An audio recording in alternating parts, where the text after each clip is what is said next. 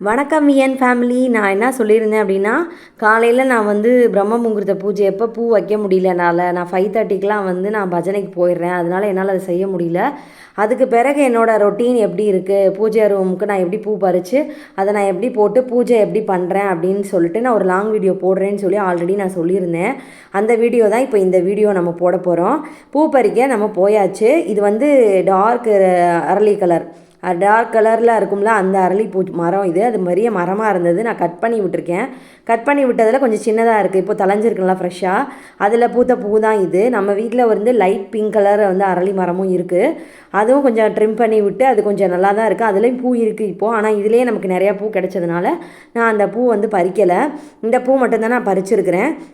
உங்களுக்கு இந்த வீடியோ பிடிச்சிருந்துச்சுன்னா லைக் பண்ணுங்கள், ஷேர் பண்ணுங்கள், கமெண்ட் பண்ணுங்கள், சப்ஸ்கிரைப் பண்ணிக்கோங்க. சப்ஸ்கிரைப் பண்ணாமல் நிறைய பேர் பார்த்துட்ருக்கீங்க. சப்ஸ்கிரைப் பண்ணிவிட்டு பாருங்கள், வீடியோ ஸ்கிப் பண்ணாமல் பாருங்கள். என்னோடய பூஜை ரொட்டீன் நான் வந்து ஒரு நாளைக்கு வந்து ரெகுலராக நான் எப்படி இந்த பூஜை ரூமுக்கு நான் பூ பறித்து போடுறேன் அப்படின்னு சொல்கிறதா இந்த ரொட்டீன் வீடியோ. இது எப்படி இருக்குதுன்னு பார்க்கலாம் வாங்க. இந்த பூவெல்லாம் நம்ம பறித்து முடிச்சாச்சு. இப்போது செவ்வந்தி பூ பறிக்க போகலாம். செவ்வந்தியில் ஒயிட் கலர் செவ்வந்தி மட்டும்தான் இப்போதைக்கு நமக்கு பூத்துருக்கு. வைலட் கலர் வந்து ஆல்ரெடி நான் போட்டிருக்கேன். நம்ம வீட்டு கலர் கலரான சாமந்தி செடிகள் அப்படின்னு சொல்லிட்டு ஒரு வீடியோ போட்டிருப்போம். நம்ம பார்க்காதவங்க கீழே வந்து கொடுக்குற லிங்க் அதை போய் பாருங்கள். அந்த செவ்வந்தியில் பார்த்தீங்கன்னா வைலட் கலர் வந்து ஆல்ரெடி பூத்து நான் பிடுங்கிட்டேன் அப்படின்னு சொல்லியிருந்தேன். அடுத்து பூத்துச்சுன்னா நான் அப்டேட் பண்ணுறேன் அப்படின்னு சொல்லிட்டு சொல்லியிருந்தேன் நான் உங்களுக்கு. அது இப்போது பூக்கிற மாதிரி இருக்குது. மொட்டுகள் நிறையா விட்டுருக்கு. நான் உங்களுக்கு அடுத்தது வந்து ஷார்ட்ஸில் நான் உங்களுக்கு போடுறேன். செவ்வந்தி வந்து ஒரு 7-8 பூ இருக்கும். பூத்தாச்சு. அங்கே பாருங்கள் அரளி எவ்வளோ பூ இருக்குன்னு பாருங்கள். இப்போ நான் என்ன பண்ண போகிறேன்னு பார்த்தீங்கன்னா, நான் முருகனுக்கு மட்டும் அந்த முருகன் சிலை வச்சுருக்கோம்ல, அந்த முருகன் சிலைக்கு மட்டும் நூலை வந்து அந்த அளவுக்கு அவரோட கழுத்தில் மாட்டுற அளவுக்கு வந்து எடுத்துக்குவேன். எடுத்துகிட்டு ஒவ்வொரு பூவாக என்ன பண்ணணும்னா நடுவில் இருக்குல்ல அந்த இதில் இருந்து கோர்த்து கீழே இழுக்கணும். அப்படி இழுத்துக்கிட்டே வந்துட்டு அந்த பூ ஃபுல்லாக கோர்த்து முடிச்சிட்டோம் அப்படின்னா நூல் வந்து முடிச்சு போட்டுடணும். முடிச்சு போட்டுட்டு நம்ம அடுக்கி வச்சிட வேண்டியதான். அதுதான் நான் எப்போவுமே முருகனுக்கு ரொட்டீனாக போட்டுக்கிட்டு இருக்கேன். முருகன் வந்து கொஞ்சம் சின்னதாக தானே இருக்காரு. அதனால் எனக்கு இந்த ஒத்த பூவாக போடும்போது அது அழகாக இருக்கிற மாதிரி எனக்கு ஒரு ஃபீலிங். அது அழகாக இருக்கான்னு நீங்கள் பார்த்து சொல்லுங்கள். இன்றைக்கி வந்து நம்ம வீடியோ எல்லாத்துலேயுமே ஒரு ஆங்கில வார்த்தை சொல்லி அதுக்கு தமிழ் வார்த்தை வந்து கமெண்ட் பண்ணுங்கள் அப்படின்னு சொல்லியிருக்கோம். அதுக்கான ஆங்கில வார்த்தை இன்றைக்கி நம்ம கேட்டுருவோமா?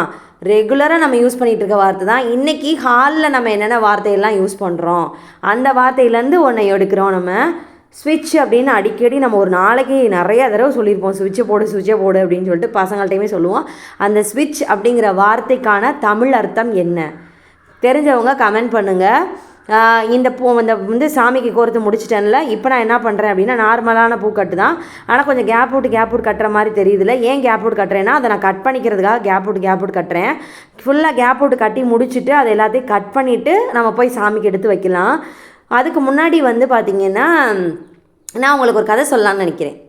அந்த கதை என்னன்னு பார்த்தீங்கன்னா, ஒரு காட்டில் ஒரு குரங்கு இருக்குது. அந்த குரங்கு பயங்கரமான ஒரு சேட்டைக்கார குரங்கு, சரியா? அது வந்து ரொம்ப அளவுக்கு மீறி சேட்டை பண்ணும். அதே காட்டில் ஒரு ஞானி வந்து ஒரு கூடாரத்தில் வாழ்ந்துட்டுருக்கிறாரு. அந்த ஞானிகிட்ட போய் அந்த குரங்கு என்ன செய்யுது அப்படின்னா, நான் உங்கள்கிட்ட ஒரு கேள்வி கேட்கணும், இந்த உலகத்திலே வலிமையானது எது அப்படின்னு சொல்லிட்டு அந்த ஞானிகிட்ட போய் கேட்குது அந்த குரங்கு. அதுக்கு அந்த ஞானி என்ன சொல்கிறாருன்னா, பொறுமை தான் வலிமையானது அப்படின்னு சொல்கிறாரு. அது பொறுமை எப்படி வலிமையானதாக இருக்கும்? அதுக்கு புரியாமல் இருக்கோமே என்ன பண்ணிருச்சு, அது திரும்ப காட்டுக்குள்ளே வந்து அந்த குரங்குடைய நண்பர்கள் இருக்கும்ல, அந்த நண்பர்கள்கிட்ட கேட்குது. நான் இந்த மாதிரி ஞானிக்கிட்ட போனேன், அவர் இந்த மாதிரி ஒன்று சொல்கிறாரு, வந்து வலிமையானது பொறுமை தான் அப்படின்னு சொல்கிறாரு. அது வந்து எப்படி வந்து வலிமையானதாக இருக்கும், பொறுமை வந்து எப்படி வலிமையானதுன்னு சொல்லிட்டு கேட்குறாரு. கேட்டோடனே அவங்க சொல்கிறாங்க, அவர் சும்மா சொல்லியிருக்காரு, பொறுமை எப்படி வலிமையானதாக இருக்கும், நம்ம பலத்தை காட்டுறதுக்கு பேர் தான் வலிமை அப்படின்னு சொல்லி சொல்கிறாரு அவர். அப்போது இந்த குரங்குக்கு வந்து ரெண்டுமே புரியலை. என்னடா இப்படின்னு சொல்கிறாங்க அப்படின்னு சொல்கிறாங்க, எது அப்படின்னு தெரியலை. அப்போ என்ன ஆகுதுன்னா, அந்த குரங்கு வந்து மரத்தில் ஏறி உட்காந்துருக்குமோ ஒரு கிளை விழுந்துருது, கால் மேலே ஒடிஞ்சு விழுந்தோடனே கால் வந்து அடிபட்டோடனே அந்த குரங்கு என்ன செய்யுது அப்படின்னா திரும்ப ஞானிக்கிட்டே போகுது. நான் இப்போ என்ன பண்ணுறது அப்படின்னு கேட்டோடனே அவர் வந்து வழியில் கத்துது. அவர் வந்து என்ன சொல்கிறாரு, நீ பொறுமையாரு, உனக்கு சீக்கிரமே சரியாயிரும் அப்படின்னு சொல்கிறாரு. உடனே அந்த குரங்கும் சரி அப்படின்னு சொல்லிட்டு ரொம்ப பொறுமையாகவே இருக்குது. கொஞ்ச நாள்லேயே சரியாயிடுது. அப்போ ஞானிகிட்ட வந்து சொல்லுது, நீங்கள் சொன்ன வார்த்தை தான் உண்மை, பொறுமை தான் வலிமையானது, நான் பொறுமையாக இருந்தனால எனக்கு சரியாயிருச்சு அப்படின்னு சொல்லிட்டு அந்த குரங்கு வந்து அதை உணர்ந்துருது. ஏன்னா காட்டில் அவ்வளோ அட்டகாசம் பண்ணிக்கிட்டு இருந்துச்சு அந்த குரங்கு. அதை உணர்ந்துடுது. அப்போது இதிலேருந்து நம்ம தெரிஞ்சுக்கிறது என்னன்னு பார்த்தீங்கன்னா, எந்த ஒரு காரியமாக இருந்தாலும், எந்த ஒரு செயலாக இருந்தாலும் பொறுமையாக இருந்து நம்ம செயல்படுத்தும் போது கண்டிப்பாக நமக்கு வெற்றி கிடைக்கும் அப்படிங்கிறது தான் இதுக்கான தத்துவம். அந்த குரங்கு தன்னுடைய தவறை வந்து அதை வந்து நினச்சி வருந்தி அவர்கிட்ட மன்னிப்பு கேட்குது. நம்மளுமே அதே மாதிரி தான். நம்ம வந்து பொறுமையாக இருக்கணும், பெரியவங்க சொல்கிறத கேட்டு நடக்கணும் அப்படிங்கிறது தான் இந்த கதைக்கான தத்துவம்.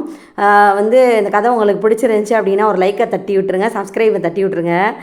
எதுக்கு பூ கட்டும் போது போர் அடிச்சுக்கிட்டு அப்படின்றக்காக தான் நான் ஒரு கதை சொன்னேன். இப்போ நம்ம கட்டின பூ எல்லாத்தையுமே எடுத்து எல்லா சாமிக்கும் வச்சாச்சு. ஒரு சாமி கூட பேலன்ஸ் இல்லாமல் எல்லாத்துக்கும் வச்சாச்சு. செவந்தி பூக்களையும் வச்சாச்சு. பார்த்துட்டிங்கன்னு நினைக்கிறேன். நான் அதுக்கடையில் கதை சொல்லிக்கிட்டு இருந்தேன், நீங்கள் பார்த்துருப்பீங்க வீடியோ. அப்புறம் பார்த்தீங்கன்னா ஓகே எல்லாமே அடிக்க முடிச்சாச்சு. அதுக்கு முன்னாடி ஒரு தலையை சீவிட்டு வந்துடுவோம். மணி 4:30 ஆயிடுச்சு. டியூஷனுக்கு வேறு பசங்க வந்துடுவாங்க. நார்மலான ஹேர் ஸ்டைல் ஈஸியாக பண்ணணும் அப்படின்னு பார்த்தீங்கன்னா இந்த பக்கம் ஒரு ட்விஸ்ட்டு, அந்த பக்கம் ஒரு ட்விஸ்ட்டு, அவ்வளோதான். ஒரு சொடக் கிளிப்பை குத்திட்டு அதை அப்படியே மிச்சம் இருக்க ஹேர்லாம் எடுத்து ஒரு சென்டர் கிளிப் போட்டு தலை நார்மலாக எப்பவும் பின்னுவோம்ல அதே மாதிரி. நான் அவசரமாக இருந்தால் இந்த மாதிரி பின்னிடுவேன். கொஞ்சம் டைம் இருக்குது அப்படின்னா வந்து கொஞ்சம் கொஞ்சமாக பார்ட்டிஷன் எடுத்து ஸ்ப்ளிட் அந்த இதை வந்து ட்விஸ்ட் பண்ணி போடுவேன் நான். அவ்வளோதான். தலையெல்லாம் பின்னி முடிச்சுட்டு அப்படியே இப்போ ஒரு ஃபேஸ் வாஷ் பண்ணிட்டு லைட்டாக சின்னதாக ஒரு மேக்கப் போட்டுலாம். மேக்கப் போட்டு சாமியை கும்பிட்ற வேண்டி தான். சாமி கும்பிட்டு தலை சீவக்கூடாது. அதனால் எனக்கு 5:30 டியூஷன். நான் நார்மலாக எப்போவுமே சாயங்காலம் ஒரு தலை நல்லா சீவிட்டு ஒரு லைட்டாக ஒரு சின்ன மேக்கப் போட்டு டியூஷனில் போய் உட்காந்துருவேன். டியூஷன் எனக்கு 9:30 வரைக்கும் இருக்கும். 9:30 முடிச்சுட்டு அதுக்கு பிறகு நான் வந்து டின்னர் ப்ரிப்பேர் பண்ணி நாங்கள் எல்லாம் சாப்பிட்டு நாங்கள் போய் படுக்கணும். எல்லாத்தையும் பாத்திரம் எல்லாம் விளக்க வச்சுட்டு நான் போய் படுக்கும்போது பார்த்தீங்கன்னா மணி 11:30 ஆயிரும். நார்மலாக ஒரு மேக்கப் இப்போ ஃபேஸ் வாஷ் பண்ணிட்டு வந்துட்டேன். நான் அந்த பொட்டை எடுத்து வச்சுட்டு இது நார்மலான க்ரீம் வாவோடது. வாவ் க்ரீம் தான் நான் ரொம்ப நாள் யூஸ் பண்ணிகிட்ருக்கேன். இந்த மாய்ஸ்சரைசர் அதெல்லாம் போட மாட்டேன். ஒரு normal cream Fair and Lovely use பண்ணுறாங்களா அந்த மாதிரி என்னோட இதில் வந்து வாவ் க்ரீம் இருக்கும்.